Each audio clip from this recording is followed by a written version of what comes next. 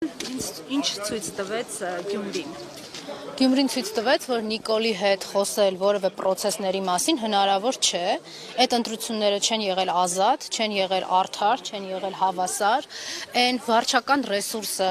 շտաբերում չնախատեսված գործունեությունը, որը ընտրական օրենսգրքով նախատեսված չէ, որ շտաբերում պիտի իրականացվի, խոսքը ԿՊԱ-կանների մասին է։ Այն տերորը, որ կազմակերպվել է ոստիկանությամբ եւ բուտաֆորիա հանդիսացած Սարիկի բարեկամով, որը ԱԱԾ-ով ըստ էության կազմակերպում էր այդ ընտրությունները, խոսում է նրա մասին, որ իրենք այդ իշխանությունները, ովքեր պատասխանատվություն են կրում ընտրությունները կազմակերպելու համար, նույնիսկ պատրաստ չեն ապահովելու ընտրական օրենսգրքով սահմանված նվազագույն գործիքակազմը, բոլորի հավասարությունը, ազատությունը այդ ընտրություններին մասնակցելու։ Շատ փոքր դրվագներ կարող եմ ասել, որոնք արդեն իսկ կասկածի տակ են դնում այդ Սարիկ Մինասյանի 17,000 քվեն։ Այն որ եթե կա իհարկե վտանգ կամ ոստիկանություն ինչ-որ օպերատիվ տվյալներ ունի, որ թեկնածուները պիտի ուղեկցվեն ոստիկանության ինչ-որ ջոկատայինների կողմից, բայց ինչա մենակ Սարիկ Մինասյանը ուղեկցվում։ Ասեմ ինչի, իր առավելությունը ընդգծելու, կարգավիճակը ընդգծելու համար, քաղաքացիին ցույց տալու, որ մեկա դուք ինչ քվեաթերթիկ ուզում եք գցեք, գալու են եւ այն իրավիճակը, որը ուզում է Նիկոլը ստանա, սա ընտրություններ ոչ թե Սարիկի կամ չգիտեմ մեկ այլնի միջև, այլ սա ուղիղ Նիկոլի կողմից հերթական անգամ կազմակերպված բեսպրիձելներ, որը պիտի ստանար իր ցանկալի արտացոլումը։ Եվ այն փաստը, որ ինքը միանգամից տենց ափալ-թափալ արագ հայտարարություն է տարածել Նիկոլ Փաշինյանը, խոսում է նրա մասին, որ այնպիսի մեխանիզմներ է ընտրակեղծիքների դրսևորվել այդտեղ, որ Նիկոլը ուզում է արագ-արագ ծածկադմփոց անի այդ արդյունքները, շատ լավ հասկանալով, որ իր համար շատ հեշտ կլինի զավթել այդ աթոռը։ Իդեպս համատեքստում նշեմ, որ դիտորդներից մեկը ասել էր, որ երբևէ նախկինում չի տեսել այնպիսի ընտրախախտումների տեսակներ, որոնք այս անգամ է տեսել։ Եթե այդ դիտորդները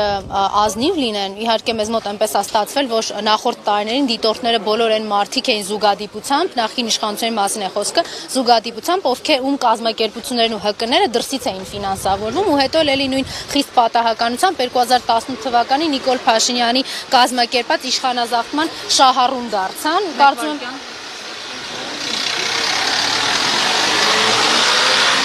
Կարծում դրանց օբյեկտիվության հետ էլ ակնհայտ այն ժամանակ խնդիրներ կար, ինչ վերաբերվում է հիմա, անցել են բոլոր սահմանները, այսինքն եթե 1-2 տարի առաջ իրավապահները Նիկոլը գործի էր դնում այն ժամանակ, երբ որ համայնքապետն ընտրվում էր արդեն թիմում, իրեն կալանավորելու համար էր գործի դնում այդ ամենը։ Հիմա այդպես չի արել, արդեն ընտրություններից 3-4 օր առաջ գործի ա դրել ողջ իր սպեկտրը, ուղղակի կազմալուծելու որոշակի թեկնածուների ընտրական ցուցակներ, այնպես անելու, որ ասեն հա դե լավ մեզ պետք է այս ամեն ինչի համար։ Սա ակնհայտ է, չէ՞ որ թիմ ընտրություն չէ։ Սա քաղաքի մասին չէր այս ընտրությունը, սա տեղական ինքնակառավարման մասին չէր։ Սա Նիկոլի հերթական փորձն էր զավթելու այնտեղ իշխանությունը։ Ուրախ եմ, որ գյումրեցիները կարողացել են այդ բռնաճնշումների տոտալ այդ տերորի շղարշը հաղթահարել ու գնալ քվեարկության։ Ակնհայտ է, որ ներողություն քաղաքացիների համար չի կարող այն ընտրությունը, որը ռիսկեր է իր մեջ պարունակում, ֆիզիկական անվտանգության, բարեհոգեբանական անվտանգության, դա չի կարող համարվել ազատ ընտրություն։ Հենց այս համատեքստում մեկ ճշգրտում, այսինքն եթե քաղաքացիները այս անգամ կարողացան նույնիսկ ձեր նշած բռնաճնշումների ներքո ընտրություն կատարել, հավանական համարում եք, որ համապետական գործընթացներում նմանատիպ այսպես անգամ մեխանիզմների կրկնության դեպքում ԿՊ-ն շանսեր չի ունենա։ Դե պատկերացրեք, եթե Գյումրիում Նիկոլը այսքան ռեսուրս էր շպրտել եւ պատրաստ էր ծախսել, խոսքը իմիջիալոց ոչ միայն վարչական ռեսուրսի, այլ նաեւ ընտրակաշառքի ու փողի մասին է, այլ հարցը, որ հիմա Հայաստանում չկան վստահելի իրավապահներ, որոնք կքնեն այս գործը, ընդհակառակը այդ իրավապահները լծված էին այնպես անելու, որ այդ ամբողջ գործընթացը հակաօրինական, որ ԿՊ-ին անհրաժեշտ էր, իրենք էլ նորմալ կազմակերպեին։ Ոչ այդ կարծիքին չեմ, որ հնարավոր է, որովհետեւ այն 17,000 ձայները, որոնք կեղծել է ԿՊ-ն, ես համոզված եմ, որ այդքան քվեարկություն չի եղել իրենց կամքով կազմակերպված ԿՊ-ի համար։ Նույն process-ները լինելու են համապետական ընտրություններին, դուք պատկերացրեք, այդ նույն չագուճը վերցնելու է ձեռքը, ընկնելու է փողոցներով, կալանավորելու է, ինչ էր ասում, բորձուր լիզելով, Հիմա ըստ էության իրենք կեղծել են այնքան, որ իրենց Սարիկը առաջին համարն է։ Հիմա թե ում եւ ինչ բռնաճնշումներով շարունակաբար կպարալիզացնեն այդ թիմ ընտրություններում